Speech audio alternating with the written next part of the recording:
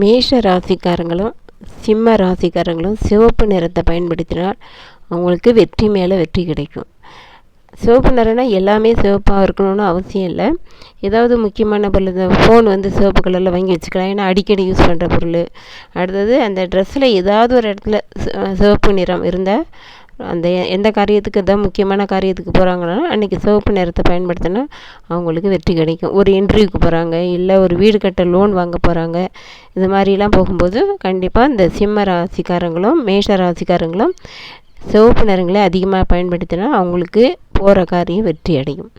அடுத்தது உங்களுக்கு துலா ராசி, கடக ராசி, ரிஷபம் 3 வெள்ளை நிறத்தை பயன்படுத்தணும். 3 ராசியும் வெள்ளை நிறத்தை அதிகமாக, இது மாதிரி ஃபோனோ அல்லது ஏதோ வெள்ளையில் வெள்ளை ட்ரெஸ்ஸோ எதாக இருந்தாலும் வெள்ளை நிறத்தை முக்கியமான காரியங்களுக்கு வெள்ளை நிறத்தை யூஸ் பண்ணினா கண்டிப்பாக அவங்களுக்கு இந்த போகிற காரியம் வெற்றி அடையும்.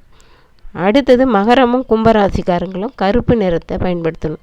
அவங்களும் அது மாதிரி தான் ட்ரெஸ்ஸோ அல்லது ஃபோனோ எது ஆனாலும் எந்த காரியத்துக்கு போகிறாங்களோ அப்போ அந்த நிறத்தோட ஒரு பொருளை கொண்டு போனால் அவங்க போகிற காரியம் வெற்றி அடையும். அடுத்தது மிதுனமும் கன்னி ராசிக்காரங்களும் முக்கியமான காரியங்களுக்கு போகும்போது பச்சை நிறத்தை பயன்படுத்தினா அவங்களுக்கு வெற்றி மேலே வெற்றி கிடைக்கும். மீனமும் தனுசு ராசிக்காரங்களும் மஞ்சள் நிறத்தை இது மாதிரி முக்கியமான காரியங்களுக்கு மஞ்சள் நிறத்தை பயன்படுத்தினா அவங்களுக்கு வெற்றி